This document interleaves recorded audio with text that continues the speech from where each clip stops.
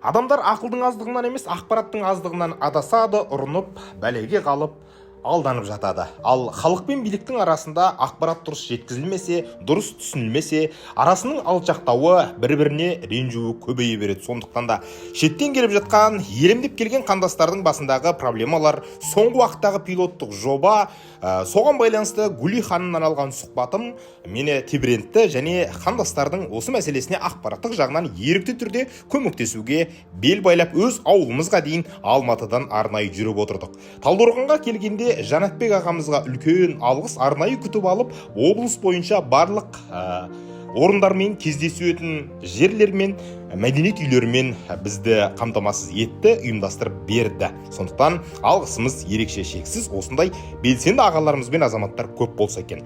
Біз кездесуді Өтенай ауылында бітірдік те, содан кейін облыстық көші-қон полициясының бардық, ол жақта адам жоқ екен. Содан кейін Текелі қаласындағы кездесуге арнайы жол тарттық. Текеліге келе салып, бұл жақтағы адамдардың көптігі, бірақ бізге келгенде әкімшілік тарапынан немесе өздері тараптарынан бір қорқыныш болды ма, көп адам келе қойған жоқ, бірақ шынымен мәселесі барлары WhatsApp групптарда бар екен.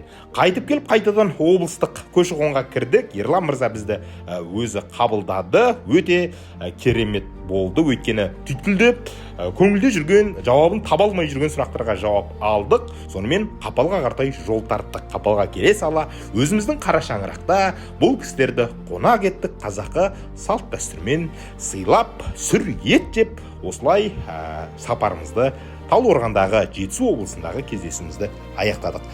Ертең осы Қапалдағы қандастармен кездесу болады, одан кейін Қызылағаш ауылына жол тартпақпыз. Дәл осындай мәселелер болса, виза, оқушы визасы, азаматтық алу, басқа да шаруаларыңыз болса бізге жазыңыздар.